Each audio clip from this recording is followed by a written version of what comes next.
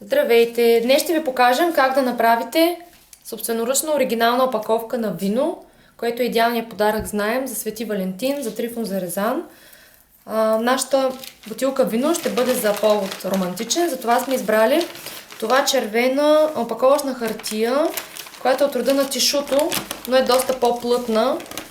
И намерих такава, която има, не знам дали се вижда, златисти отблясъци по нея.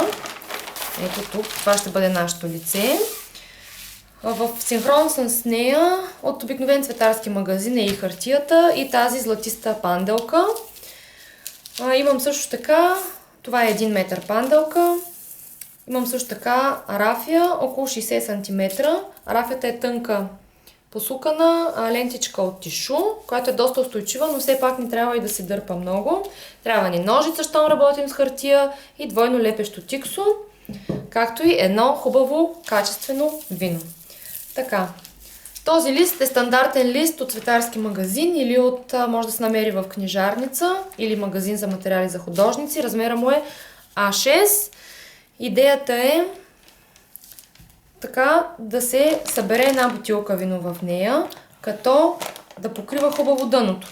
Понеже на върха на бутилката ще правим ефект, трябва да оставим достатъчно място хартия отпред. Слагаме нашата бутилка в основата на хартията и внимателно, следвайки естественото движение, гледаме да не посучим хартията, завиваме. Но първо, ето виж, първо трябва да определим коя е лицевата ни страна. Златистото, понеже е търсен от мен ефект, остава отвън, затова обръщаме и ето така, внимателно завиваме, сравняваме отдолу колко хартия имаме и бавно въртим бутилката в кръг. Ако трябва, лекичко си я коригираме по пътя. Ето така. Тази опаковка е подходяща за права бутилка. Може да не е вино, но да има правилна цилиндрична форма, защото това търкалене е възможно само с такава. Ето така, нашата бутилка е обвита и ние ще закрепим края на тишуто с малко двойно лепещо тиксо. Ето така. Съвсем малко е достатъчно. Двойно лепещо тиксо е чудесен материал за работа с хартия и дори други материали, защото лепи наистина добре и не оставя никакви външни следи, както канцеларското тиксо. Закрепяме в двете страни. Да, трябва първо да махнем другата лентичка от хартия. Закрепяме в двете страни.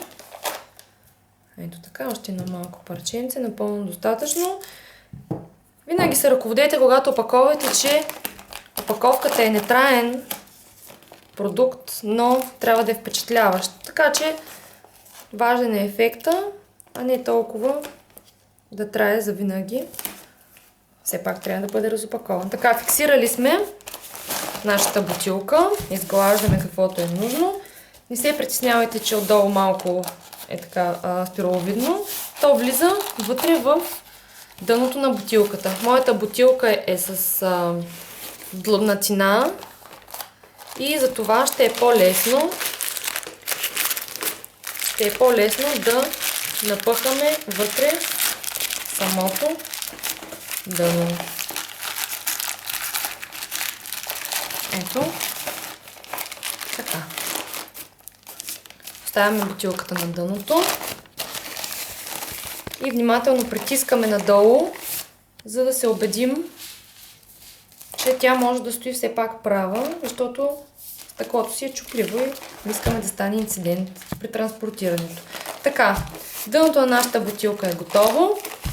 Внимателно оставяме ръба, който сме обвили, да е гръб на нашата опаковка и внимателно стискаме гърлото на бутилката. Идеята е хартията тук да се смачка. Спираме до върха където е тапата, до върха на бутилката.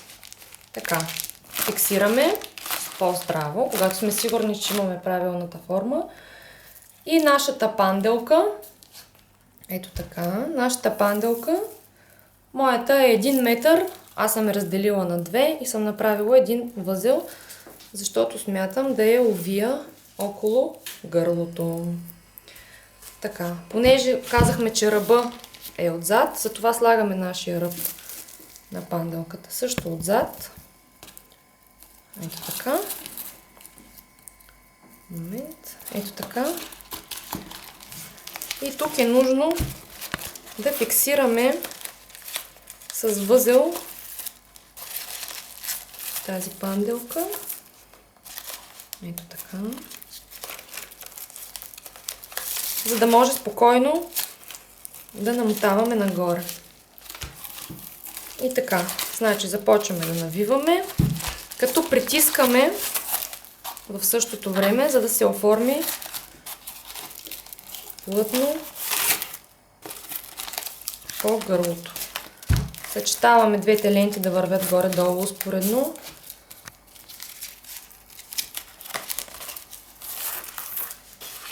Не е лошо да имате една ръка в помощ за този случай, защото има така известно стягане и двете ленти трябва да вървят успоредно, за да не се окаже едната по-къса от другата. В крайна сметка. Така посичаме. Сравняваме горе-долу до къде сме стигнали.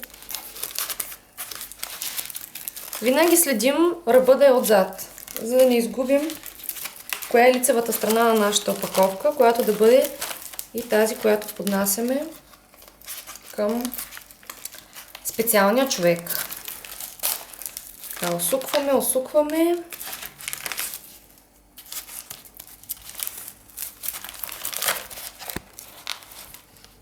Така, виждаме, че този край е от предната страна, затова правим всичко възможно да завържем отзад. Или, ако нямаме възможност, аз може би ще успея, може да залепим с тиксо. Казахме, двойно лепещо тиксо не оставя никакви следи.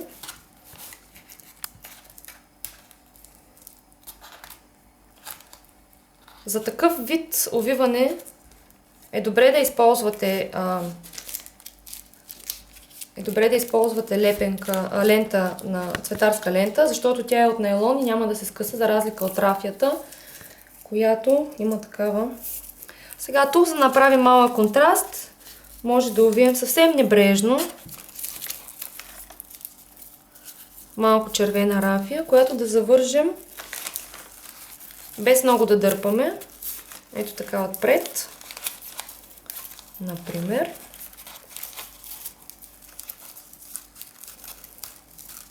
Внимаваме наистина да не дърпаме, за да не я скъсаме на неподходящо място. Това ъгълче може да си го отрежем.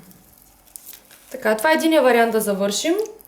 Другия вариант е да се опитаме да скрием тези връзки, краища на тези връзки, да използваме ето такава лента, която е от цветарски магазин отново. Тя е заготовка за панделка, която виждате тук са направени дупчици, фиксирани са и тези вътрешните ленти, внимателно с издърпване. Ето така. Хоп. Виждате, че явно и цветарите ценят времето си, са измислили всякакви такива улеснителни неща. Ето така може да закрепим нашата бутилка, нашата лента, като е хубаво също може да направим ето тук отпред една филонга. Ето така.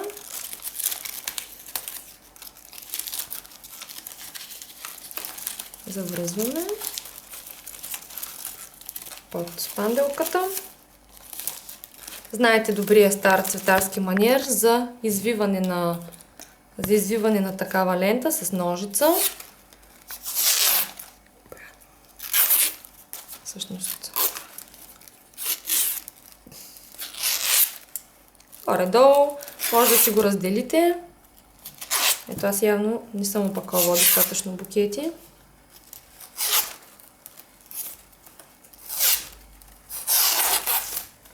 Ето така. Не е нужно прекалено много. Така, стигаме до момента, когато трябва да оформим гърлото на бутилката. За да направим това, аз искам да постигна ефект на роза. Започваме от външния край, внимателно да изправяме. Сега, преди да започнем обаче, трябва да преценим, ето това разстояние е прекалено голямо. Затова внимателно отрязваме.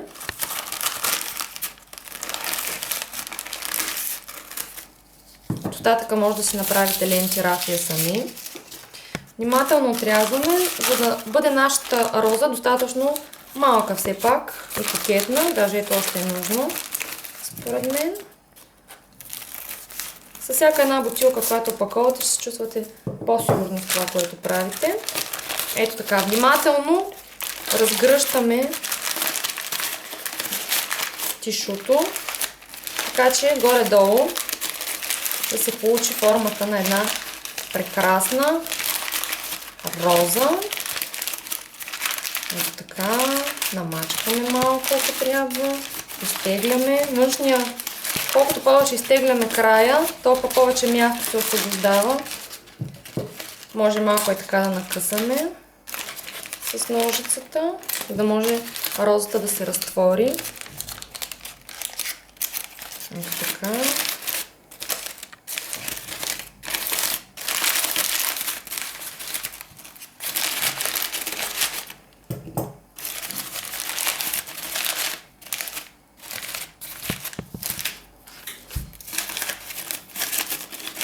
Аз мисля, че нашата бутилка е опакована. Илюзията за ваза с роза, с малко златни ефекти, мисля, че е постигната. Вие може да импровизирате колкото искате, да използвате други цветове. В един следващ материал ще ви покажем стилна опаковка на бутилка за мъж или пък за друг празничен повод. Но понеже наближава Свети Валентин, мисля, че това е един чудесен начин да съчетаете виното и любовта в една красива оригинална опаковка.